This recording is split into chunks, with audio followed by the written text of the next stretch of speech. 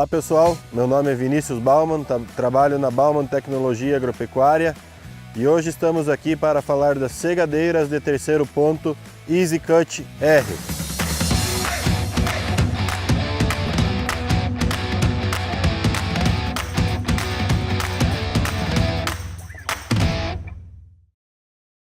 Pessoal, as informações contidas aqui neste vídeo não substituem as informações do manual de instrução. Qualquer dúvida, consulte o manual de operação do equipamento. Lembre-se, ao lidar com equipamentos agrícolas, segurança em primeiro lugar.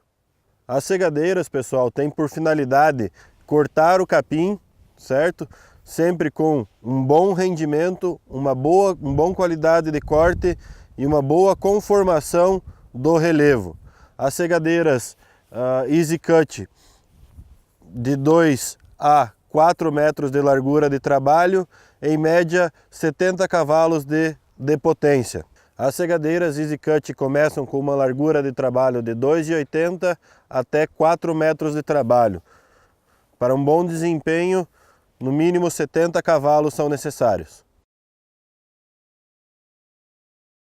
Então, pessoal, para as segadeiras de terceiro ponto, os pré-requisitos básicos do trator são, obviamente, braços hidráulicos, terceiro ponto, tomada de força 540 rotações por minuto e um comando simples com a possibilidade de utilizar flutuação. O que seria flutuação? A possibilidade do óleo sair livremente da máquina para o trator.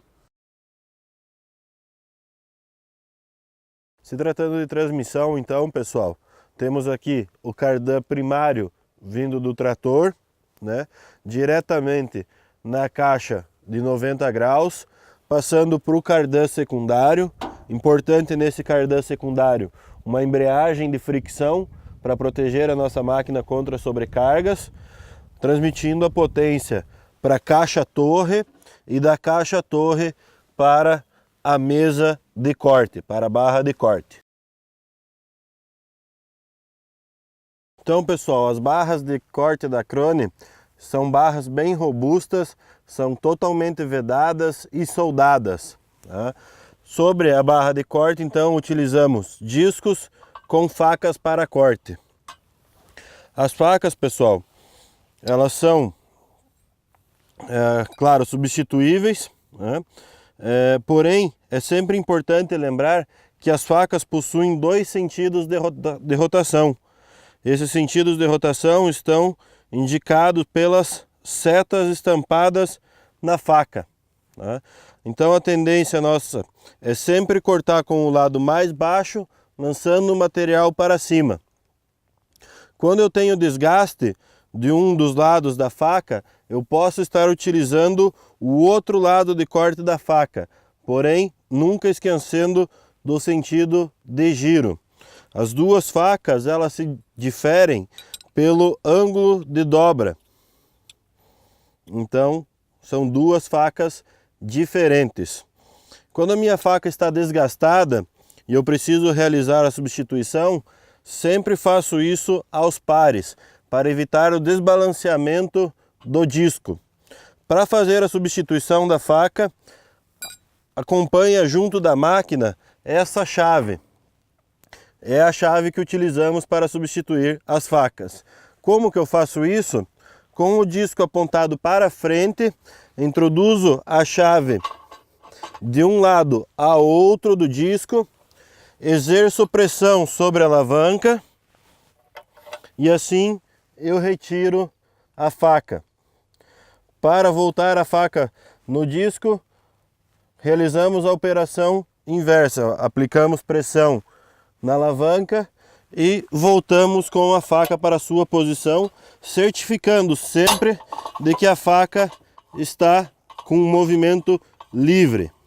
Para observar o sentido de giro da mesa e assim poder decidir qual faca utilizar, basta virar os rotores da ponta, os tambores da ponta, sempre para dentro. Assim conseguimos observar o sentido de rotação de cada disco. Em cada disco desse está localizado um mancal como este, chamado de Safe Cut. O Safe Cut é um dispositivo de segurança que visa proteger a barra de corte contra choques, contra colisões a corpos estranhos na lavoura. Então, pessoal, a chave para troca de facas fica guardada na máquina nessa posição, bem como uma gaveta para facas reservas, chave do Safe Cut e alguns pinos de segurança também utilizados no Safe Cut, além da posição para guardar o manual de operação da máquina. Dada a importância das informações, sempre importante ter o manual junto com a máquina. Pessoal, qual seria a maneira correta de acoplar a máquina ao trator? Primeiramente, os braços hidráulicos em posição paralela, ambos na mesma altura, certo? E a altura correta de trabalho dos braços hidráulicos está indicado por esses dois braços paralelos.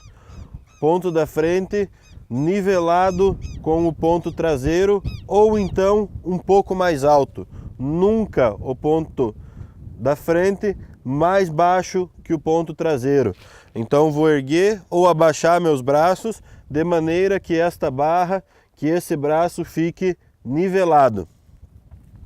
Uma vez regulada a altura dos braços, vou regular a altura de corte, tá? A altura de corte é regulável através do braço do terceiro ponto. Quanto mais curto o meu braço de terceiro ponto, mais inclinada a frente à mesa, mais baixa a altura de corte. Quanto mais comprido o terceiro ponto, maior a inclinação da mesa para trás, maior a altura de corte. Pessoal, uma vez ajustado a altura dos braços hidráulicos e a altura de corte, passamos para a parte de flutuação. Para que a gente precisa de flutuação na máquina? A gente precisa aliviar o peso da máquina contra o solo. E isso é feito através dessa mola. Tá? Nesse modelo temos uma mola só, em modelos maiores, duas molas. De que maneira eu regulo a suspensão? Quanto mais eu esticar a mola, mais eu alivio o peso da máquina, mais força de sustentação, mais suspensão eu tenho na minha máquina, certo? Para aumentar ou diminuir a tensão da mola, a gente conta com esse gancho e esse pino.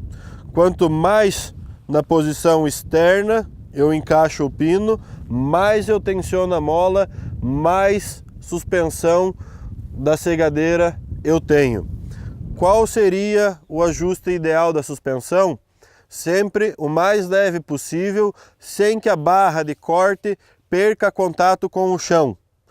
Quando a suspensão está muito ativa, quando a gente tem muita tensão na mola, acontece o que a gente chama de a barra de corte começa a galopar. Então ela encosta ao chão, pula, encosta ao chão, levanta. Então a gente tem que evitar isso aí, através da regulagem da suspensão. A regulagem, confira agora nas imagens como são feitas. Pessoal, então, para regular a suspensão da minha segadeira, eu trago ela para a posição de manobra, através do comando hidráulico, né? Levanto esse gancho que está diretamente montado junto com a mola e através desse pino eu consigo selecionar entre os múltiplos furos qual a tensão que eu desejo na mola. Quanto mais na direção da segadeira, menos suspensão. Quanto mais para fora, mais tensão na mola, mais suspensão. Vale aqui lembrar também, pessoal, que para desacoplar a minha máquina, para desengatar a minha máquina do trator, facilita bastante se eu deixo esse gancho levantado. Aí eu não tenho tensão na mola, fica muito mais fácil de desengatar o meu equipamento. Como havíamos comentado anteriormente a respeito da altura de corte, que é regulada através do braço do terceiro ponto, a altura de corte teórica da nossa máquina vai de 2 a 8 centímetros. Caso eu deseje alturas de corte mais altas, eu tenho disponível para a máquina essas sapatas, esses esquis altos que são montados debaixo da barra de corte. A quantidade de esquis e as suas posições constam no manual de operação. Então, esse esqui eleva minha altura de corte de 5 a 12 centímetros, um segundo opcional de 10 a 16 centímetros de altura de corte. Pessoal, nossa máquina conta ainda com mais um dispositivo de segurança. Caso venha acontecer algum acidente, a minha máquina venha a se chocar contra algum objeto presente na lavoura, esse braço, esse dispositivo permite que a segadeira mova-se para cima e para trás. E assim que ela passa esse obstáculo, a mesa volta para a posição original e é só continuar trabalhando. Com relação à manutenção, pessoal, temos um capítulo todo destinado a esse assunto no manual de operação, onde eu tenho indicados todos os pontos de lubrificação, bem como os intervalos de lubrificação. Vale a pena a gente ressaltar a lubrificação do cardan primário e do cardan secundário, tá? Bem como a troca de óleo da caixa 90 graus e da caixa torre. Todos os intervalos de troca e qual o tipo de óleo que deve ser usado está no manual de operação do equipamento. Vale a pena lembrar também a respeito do nível do óleo da barra de corte, que deve ser verificado como mostraremos nas imagens a seguir. Então, pessoal, para verificar o nível de óleo da barra de corte, tenho que posicionar meu equipamento sobre uma superfície plana, tá? Em posição de transporte, através desse bujão localizado na parte traseira da barra de corte, consigo verificar o nível de óleo, certo? Só lembrar de parar a máquina num chão plano, nivelar os braços de hidráulico e então verificar o nível através deste bujão aqui. Para a posição de transporte do meu equipamento, eu conto com dois itens de segurança. O primeiro seria com relação a esse braço que trava a nossa máquina em posição de transporte. Esse braço está conectado a esta corda que vai até a gabine do trator, onde o operador pode destravar e realizar a abertura do equipamento, desde que esse registro hidráulico, que é o segundo item de segurança, esteja aberto. Então, para transporte, favor fechar o registro, evitando assim qualquer possibilidade de acidente. Esse braço que está conectado à trava, à corda, ele também serve como batente para a posição de manobra.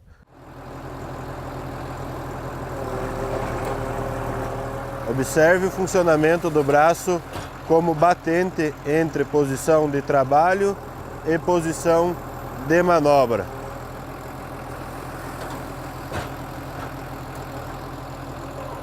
Lembrando que para fechar a máquina, então, puxo a corda, levanto o braço e então trago a máquina para a posição de transporte. Mais um ponto referente à manutenção, pessoal, se diz respeito à ventilação da minha embreagem de fricção. O que acontece? Quando minha máquina fica por muito tempo parada, a umidade pode penetrar nessa embreagem e fazer com que ela enferruje e ela acaba grudando. Quando eu tenho uma sobrecarga na máquina, e minha embreagem está grudada, ela não vai poder trabalhar, ela não vai conseguir proteger a linha de transmissão da minha máquina. Então, após um período da minha máquina parada, eu devo proceder com a ventilação da embreagem. Como fazer isso aí? Está descrito no manual de operação do equipamento, passo a passo. Então, pessoal, estamos aqui para colocar a nossa máquina para trabalhar, partindo do pressuposto que os braços de hidráulico estão regulados, a altura está regulada através do terceiro ponto, a suspensão está ajustada, as facas da barra de corte estão ok. Iremos ligar o trator na lenta, máquina, posição de manobra, vamos ligar a tomada de força, acelerar o trator até obtermos 540 rotações na tomada de força, máquina em posição de trabalho e vamos começar a cortar. Vamos iniciar isso 2, 3 km por hora e conforme temos condições de lavoura e de material, vamos aumentando a velocidade, sempre pensando em obter uma boa qualidade de corte e um bom acompanhamento do terreno.